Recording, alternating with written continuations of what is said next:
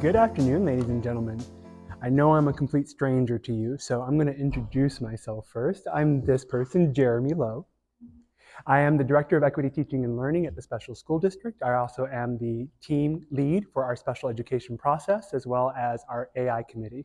So lots of different hats, as we all have, and trying to figure out how to do all of them all at once. This handsome young buck was me when I was 18 and in high school with my corduroy jacket going to prom. This was I was born. I was born to this man. He is a World War II survivor. He was born pre-World War II in Nanking, China. He fled and escaped the Japanese when they invaded Nanking. He fled and escaped the communists when they invaded Beijing. They moved to America, where he met my mother. He was a professor at the University of Miami, and she was a student there. He was a professor of architecture. She was a student of psychology. She worked at the Eckerd's Pharmacy as a pharmacist assistant.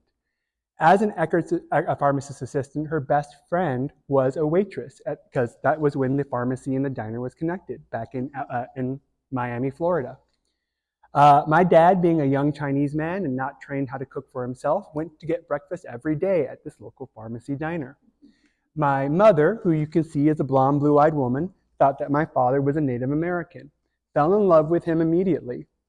After about 6 months of her unsuccessfully trying to court him because my father was an absent-minded professor, she finally had to slam the bill down in front of his face and said, "You're going to take me at this time, at this hour, in this car." And that was how they first met. The reason why I tell this story is because my life has been a story, as everyone else's life is a story. I grew up all over the place. My parents' story started in Florida, in Miami. Because this was the 70s and the 80s, and biracial families and relationships were not as accepted, and because there was a shotgun at their actual marriage, because it was a biracial marriage and there was a 20-year difference, they moved to Singapore. I was born in Singapore. I was raised there for 10 years. From Singapore, my mom went to get her doctorate at the University of Chicago. That was a big deal. And I'm going to explain just how big of a deal in the way that stories are told in America and how they are told in Asia. In America, you're taught that a story has 3 essential structures to its plot: the beginning of the story, the climax, and the conclusion. In the climax, an external force comes and the hero has to solve it. There is always a hero, they are always solving it, there is always a conclusion. That is the Western plot structure. In Singapore and Asia, that is not the plot structure. We tell a 4-act plot structure that does not revolve around a hero or climax. It's called the Kishonen Tetsu, pardon me. And that is a 4-act plot structure where you accept that life happens. And it comes from a very Buddhist philosophy. Life happens and suffering happens. But it is not how you change the suffering, it is how you yourself adapt to the suffering. So in Western plot, or in Eastern plot, in Eastern storytelling, you are not the hero, you are part of a community, and the community solves or figures out how to adapt to the new reality. So for example, a small village out in the countryside's well suddenly evaporates. The local hero in Tulsa, Oklahoma, digs a well. He digs the well so deep until he finds water and saves the community. That's a Western story. In the Eastern story, the village notices that the well is also drained. They also try and figure it out, but they realize that the well is drained. There is no more water in that well. So what they do is they change their lifestyle, their way of doing things to adapt to the new reality. And the reason why it's so important to talk about these 2 different stories is because we are dealing with a new reality in America where we can no longer individually always be our hero. We cannot always solve gigantic national problems that just doesn't exist within our scope as humans, as individual humans. But we can absolutely do things at a community level that changes the scope for everyone. So we're going to talk about what that looks like. We're going to talk about what that means in terms of storytelling. From Chicago, I moved to Scranton, Pennsylvania. Scranton is a small Irish-Italian community, completely different storytelling than Chicago. From Scranton, I moved to Mexico. Mexico has a completely different type of storytelling than North America. It's called magical realism. Life happens. Magic happens. It's okay. After I moved back to Mexico, I moved to Florida, where I learned about Cuban storytelling. Cuban storytelling is not the same as Mexican storytelling. It's different. Things happen, you adapt to them, but you also move on.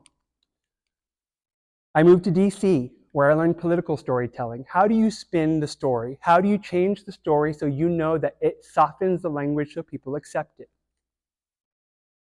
When I moved from DC to Boston, I learned the hard story. How do you tell the truth and make people accept it? When I moved from Boston to Portland, I learned how to kindly tell the story, how to make sure people are willing to hear the story, even if the message is hard. Each of these environments, each of these homes taught me a different story. And that's why it's so important for you as leaders to learn a strategy toolbox of different ways of telling the story. Because when we talk about AI, that didn't come out the way I hoped it to, we're actually talking about two different stories. In America, we're talking about a horror story where everything that AI is horrific. It is an invasion and extraction of our humanity. It is a complete maladaptation of our psychology. It changes everything who we are. In a hope punk story, and a story that believes that hope is ultimate and that you can change anything through hope, AI becomes a tool, it becomes an extension, it becomes an environment. Again, another type of plot structure, another type of genre that shifts the message of what AI is, because we have got to explore the story and we have got to own the story if we are going to thrive as an educational organization, setting, districts, community. So I bring up the genres, I bring up the cultures specifically because they all actually have real things that they're dealing with. In Europe, when we take a look at AI policy, we're dealing with individualist traditions that coming out of the critical school of thought, as well as policy. They are looking to protect individuals through public social policy with AI. In Asia, we have a collectivist tradition where AI is viewed as an extension of the mind and the body. We are looking at, as Asians, and specifically China, you are truly looking at the full ecosystem, much like ARIA is looking at AI. And then finally, in the United States, you have a blend of both. You have both innovation, but you also have diversity. America is one of the very few countries that are truly diverse. Outside of Canada, Micronesia, Indonesia, Nigeria, we have significant cultural, linguistic, ethnocultural differences that make it incredibly important that our work is communal and community driven. If we cannot work with each other cross-culturally, we cannot move forward as a country. It doesn't exist the same way in China and in France. You have a more monocultural group there. So different cultures, different stories, different ways of telling stories. Why is this important? I would posit that in a public education system, in a district, we have got to figure out how to get the story out to everybody. In the special school district, what we're doing is committee work. And we're using the committee not as a function, but as a witness, i.e., we are here to listen to your stories, we are here to understand where you're coming from, and we are here to communicate our story, what special school district is using AI technology for. To do that, we have these 5 things. We talk about our purpose, which means that we are inviting as many voices to the table as possible so that everyone gets to tell their story. We are inviting composition for that same purpose. We're inviting dynamicism, meaning that if you are introducing a new pilot, if you yourself have developed new technology, we want to find out what it is. Introduce it to us in our committee, show it to the rest of the committee members. We already have a full coalition adapting from multiple school districts and multiple directors of technology. And then finally, functions and benefits, explaining how these technologies operate and support. And then even exploring some more extended types of learning like pod learning, individual one-to-one learning, which we're exploring in special school district because we are a district for special education. We have that ability to be a little more innovative than your traditional public education system.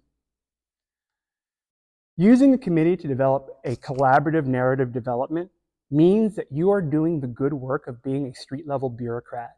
It is what we are. Our job is to represent our people, our constituents.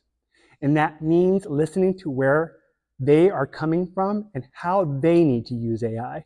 We often think about what we can offer and what tools we have for AI and what magic bullet that we have, and that's not what people want. What they want to know is that they have been heard and that there is a solution to their problem.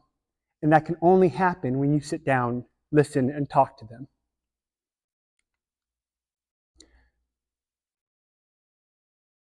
This creates the authentic narrative, the true story of who it is that we are as Americans.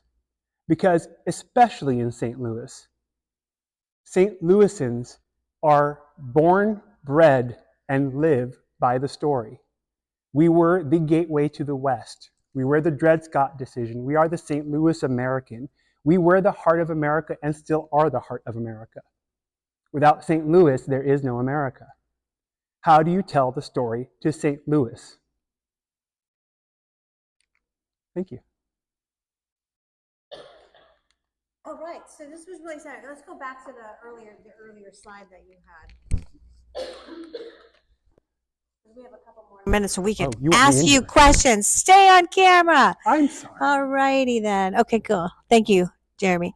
This was awesome, right? Should we give him a round of applause first and then like, woohoo, right? Okay, what I really like about this is you just gave us a whole new level of thinking about what AI is doing globally. I don't think I've ever thought about it this way, and I love it. But I really want to know from you, what do you think that means down on the ground in this particular area? Because I most definitely have been noticing that you guys as a group today are totally different to interact with than like New York was or Indianapolis was. And I am fascinated by the differences. First of all, you're all smart and you're calmer. Lies. Yeah, I feel much calmer here than I do in other places. I feel more welcome. You know, maybe you don't feel calmer, but I feel much calmer. So there's definitely a difference here. So talk to me about that difference, and then I'll hand the mic around. You guys can all say what you think. What's the difference? Like, because this is very fascinating. It means probably many different things will happen with AI here too. I actually have a very good story for this, and it comes from my journey here to St. Louis. And what I have learned is probably outside of a story being essential to how you communicate in St. Louis, there is also a philosophy and phenomenon that is not unique to St. Louis or Missouri, but is very, very a part of the DNA of Missouri, which is that any son and daughter from Missouri will and can come home and should come home. And Missouri is set up in a way that the families in the community here, as soon as they find out that you want to come back home, will throw open the doors and will make it so that it's impossible to say, I'm not coming home. And I think when you talk about a highly transient community, especially like Portland or San Francisco or New York, the idea of home is more transitional. It is something because... Transactional. Sometimes transactional. And transactional can happen in Missouri as well. But what I would say is that there is a urge, a calling, a story that starts from the very beginning that you should always and can always come home. It is the story of the prodigal son, and it is a story that is told in every church in Missouri over and over and over again. To be a Missouri citizen, you come home. I feel that that's similar to the way I was raised in northern Minnesota. I think Minnesota's a lot like you guys. All right, so what other comments do we have about this? What did we learn from this? Because this was super fun, right? This new position and interesting look at AI. I'm going to hand the mic to you because I haven't heard from you. Say your name. April Burton. I'm always fascinated by the the background that people bring and that perspective that comes with different backgrounds on really anything. And when you talk about education as a whole, you have a certain perspective as an American where you think of it as maybe more individualist because we are a capitalist society. And so we're always trying to outrun the next person. And I think that Asian perspective is very interesting. 'Cause in my doctoral program, I had my advisor is from China, and we had a really good conversation about like the expectations I put on myself, the expectations she would put on me as an advisor, and how culturally we bring these differences. And when you're approaching, and I think this is important for schools to consider, when you're approaching a family that might be an immigrant family, you really need to consider those cultural differences, because the message that you're sending them is not going to be the message you think you're sending them if you don't do your homework. And I think a lot of times as Midwestern Americans, we think it is our way and they will acclimate to our expectations when they have no intention of acclimating to the way that we live. So I appreciate that perspective that you have. I feel like you have a really different insight. Now, how that connects to AI, not really sure, but I feel like it is that human aspect, of course. So. Let's do a little. So I love that you said that. And I would also offer along that idea of, if you're always the hero of the story, who else gets to be the hero? Our job as leaders is to allow heroes to come forth and do their job. We're not the heroes of the story. We are the ones who facilitate the heroes. That's what we do. And that's not an Eastern thing or a Western thing. That is a leadership thing. And I would say that in the age of AI, you have to cultivate every individual as their own hero. There's no other way to do this, because if they can't stand as a human in the age of AI, they can't stand at all. And so when we talk about humanity, it is not how do I make humanity easier? It is about how I can make you reach your full magis. What is your ultimate humanity, your highest achievement of humanity that you yourself can do? So what looks good for Charles may not be the same for Jim, but I will do my fullest, whether it's with AI or with equity work or with good wit and wisdom instruction, to give you every opportunity to reach your magis. And that's why we talk about AI. AI is a tool. It is an extension. It can be an ecosystem, but none of that is to replace this God-given gift that we have to create the best of ourselves. Fun, right? This was super awesome. Woo! Let's give him a round of applause. Woo! Thank you, Jeremy. Great.